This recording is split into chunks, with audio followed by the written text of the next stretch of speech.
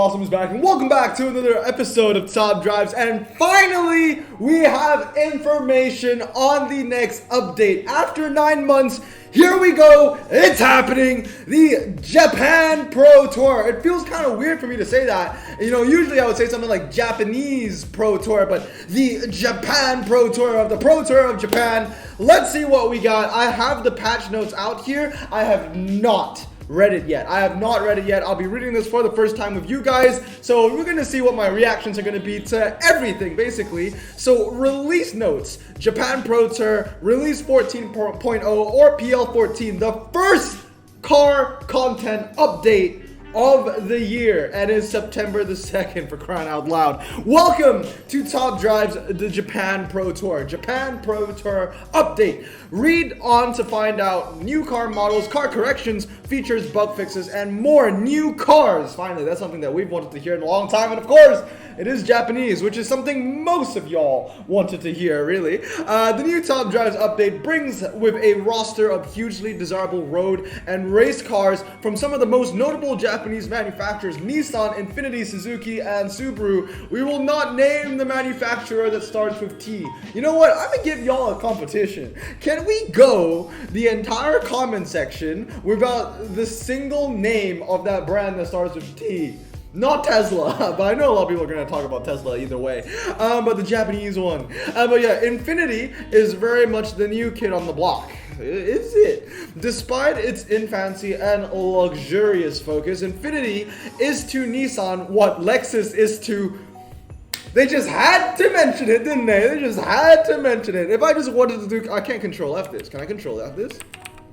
Oh, you can. Well, that's the only time they mention the car that starts with T. It has started to make an impact on the performance car world. Amongst the show cars to hot up SUVs, its most tantalizing concept is the Q50 Rouge. I don't know if I pronounced that correctly. Rouge reminds me of Madame Rouge, so I guess it's Al Rouge. Madame Rouge from Teen Titans. It isn't just its Spa Francorchamps inspired name. See, I don't know what that is. That raises the heart rate of any car enthusiast. This hardcore saloon has 560 horsepower twin turbocharged V6 from a Nissan GTR.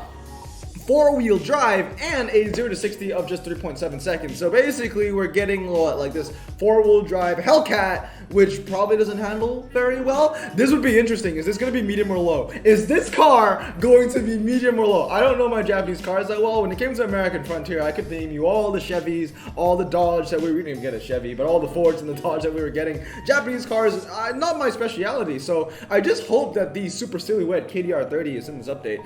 Skyline and GTRs. That's what comes to mind. Exactly, that's what came to my mind. Skyline and GTRs when we think of fast Nissans, but its back catalog isn't just all-wheel drive monsters. There are homologation special hot hatches like the Pulsar. Oh, we're getting the Pulsar VZR N1, cutely named Sylvia's, especially the menacing Nismo 270R. And don't forget Nissan's late 1990s Le Mans escapades with its incredibly fast R390 GT1 race. Corn, you are going to have a blast. All of which is now will be available in the game. Still, if it really is just GTRs, that get you hot under the collar. I don't know why I can't read today. You'll be pleased to learn that the most iconic racing Skyline is also added to Top Drives, the Celsonic R32. Oh, so this is the, I believe that this is the Godzilla. This is the Godzilla R32, which is huge. I've seen this thing in real life. It's a beautiful car. If you're looking for GTR's rally equivalent, your search will lead you to Subaru. This is the part where I should shout out Leo, but Leo's not coming back, unfortunately. Very quickly, and to an equally recognizable competition car. The Group A 1995 Impreza Resplendent. Jesus, my vocab not looking too good today.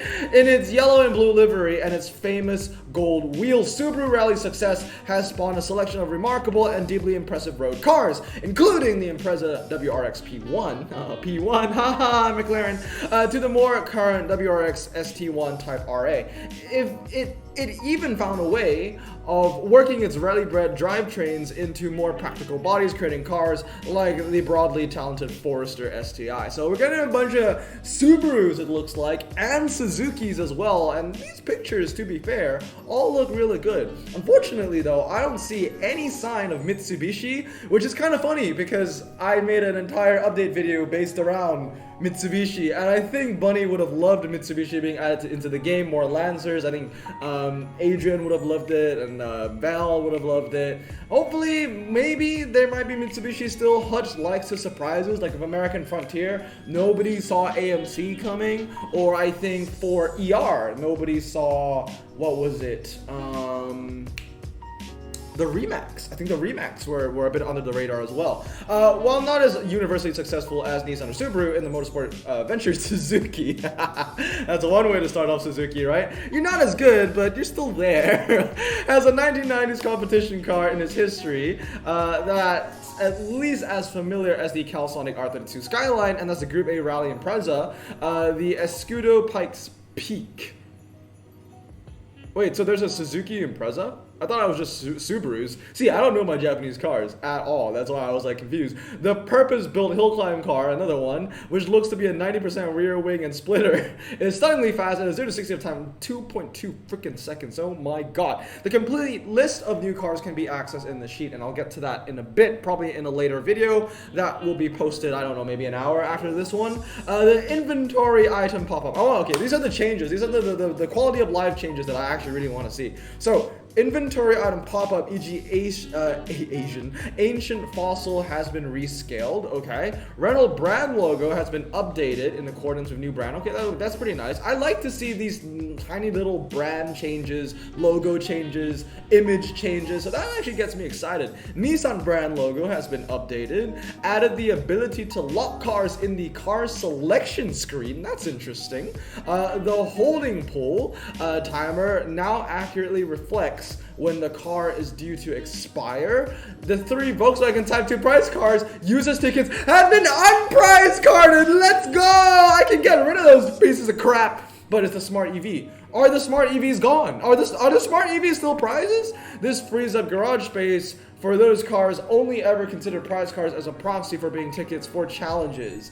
As part of this move, only low rarity cars which were prizes specifically to be used as tickets will be unprice carded. I think the smart EVs were used as prize. Please, please, please, Hutch, just remove the tag. Is this the time? Is the smart EV finally going to be on prize? Because I freaking hate that car, and it's so ugly, and I don't want a single smart in my garage. So please. I mean, I was at a point where I didn't want any Peugeots in my garage, but now Peugeots are relevant. But at least one thing I can say is that smart will never, ever be relevant. So please let me get rid of those smart EVs. That would be great. Airfield Airplane Slalom is now dirt mud surface. All right, so we got an American Frontier off-road track rather than asphalt, better matching its visuals, yes. Some balance changes to score accumulation across the number of changes. 75 to 125, slightly slower. Okay, so basically you can lose by less on a drag. Car park, slightly faster now. Okay, that's interesting. Hill climb slower, slalom slower, sprint slower. So basically the faster track sets, there's a smaller chance of you winning by more, but there's a higher chance of you winning by more on the car park, which I think is pretty interesting because car park has been incredibly lenient with the point system. So has Twisty Circuit and Twisty Road, but it looks like they don't get any changes. Bug fixes! Let's see if these are actually gonna, be true. Fix an issue that caused 100 RQ cars to, okay, that we know that one. Fix an issue in the player tutorial where it was not triggering in the first race. Yep, I've seen that many times because I would always go into Patreon accounts to open their packs and I always have to encounter that problem. Fix an issue with the challenge panel. Oh, okay, that's a recent one. I think that's a recent bug. Fix an issue that would cause the game to freeze when selecting enough flexible criteria. Fix an issue. I really hope that these are all true. I really hope that all these are true, and minor localization files. Car corrections and rarity changes. These are going to be huge. As with all of our previous updates, a series of corrections, rarity changes, and RQ changes are coming to the Japan Pro Tour update. Finally, I said that without stuttering. This time, we have over 150 corrections to existing cars. I thought the number was like 600 to 800, so 150 is a lot smaller than the 600 to 800 that was rumored. Mostly Japanese brands to maintain appropriate hierarchy. Here we go again with the hierarchy stuff. I want to see cars that are going low and medium all over the place. There is also a small number of rarity changes as well as RQ changes. That's going to be what I'm going to be really interested in. Once again, we would like to express our gratitude to the car corrections team. You know what? Honestly, Hutch, you should express your gratitude to everyone that has stuck around playing the game, because 9 months of no update, you need some loyal players to stick around for that. You can access the public car correction sheet by following the links below. We'll check all those links later on the future of car corrections. Now, this one's going to be huge, I think. So nothing about the retune. I do not see anything about the retune update. Maybe this would cover that. Top Drives has a record number of licensed cars. Yes, you also have a record number of how long it takes you to release a car content update, but I digress. The whole mobile game industry, and it's essential that the cars have accurate performance stats. Yes, so why is the 575 Jaguar medium corresponding to their real-life counterparts? To ensure correction simulation in process. Also, why does the Dodge Durango SRT have an MRI of 2? The stats are not limited to conventional 0 to 60 time or handling, but also include weight, power, and tire type. Yep. The whole premise of the game is to simulate real life scenarios. Good. That is, remember this, guys. Remember this. The whole premises of the game is to simulate real life scenarios. But, there's the but, with the sheer amount of cars that we have, cars that are being added on top of the older collections usually have an effect on the latter. So balancing of the stats for both new cars and old cars is required to ensure the simulation continues to run as expected. I think this is basically how they're trying to reply to how they messed up with the Pescarolo. Additionally, some cars might not have had exactly the correct stats when originally added to the game, so we must look at them again and correct them based on the best sources available. I don't think you corrected the Pescarolo, did you, Hutch?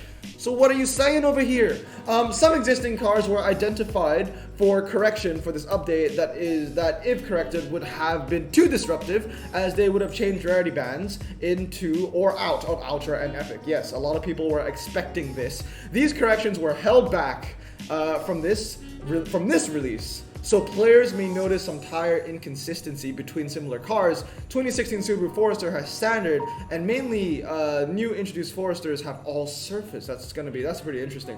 Handling inconsistency. 2010 Nissan Pathfinder, I think I just maxed that like yesterday, with higher handling than the 2016, or a combination of acceleration, handling, or tire, several infinities. While not ideal, it was deemed a priority to not have disruptive changes to players, even if it meant having some temporary inconsistencies. So you're basically delaying the disruptive changes. It's not like they're preventing it, they're delaying it. But Hutch is really good at delaying it, because let's say that they made these changes implemented in the next update.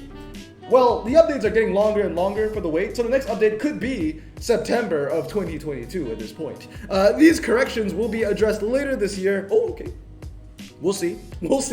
As we move forward with the Perform Alike initiative, this involves removing an existing car that requires significant correction and replacing it with a new car of similar RQ. That is interesting. That's the Pescarolo. That has to be the Pescarolo, isn't it? Not necessarily, or it could be something else. It could be the Durango or something like that. Not necessarily the exact same RQ or manufacturer. The corrected existing car will be introduced as a car that no player has as its correct RQ and rarity. This process allows correction with a minimal disruption for players. Okay, so basically what they're trying to do is that, gone are the days of the RQ scaling of cars going down to Epic and cars going up to Legendary. I think they are going to try and change it so it's less disruptive. It'll be interesting to see what they do, because like the Jag 575, I think that's still going to go low. Because if the Jag 575, and I'm just using this as an example, if it's going to go low, it's going to stay epic. It just goes from a mid-tier epic to a low-tier epic, which is still something that doesn't sit really well with me, and that's why I haven't maxed my 575. But anyway, these are going to be the patch notes. The next video, I'm actually going to look at the new cars, mainly the RQ changes, because that's really what I want to look at, some of the rarity changes, and the public car corrections. But anyway, guys, let me know down in the comments below if you are excited about the Japan Pro Tour. I'm pretty sure this is what our starting screen is going to look like. So we've been greeted with a beautiful F-150 Raptor for the past 9 months, and I guess for the next 9 months, we are going to be looking at this Infinity. I don't know the model, but I know it's an Infinity. But anyway, I hope you guys have a great day. I'm going to stay safe, wash your hands, and blossom out. Peace!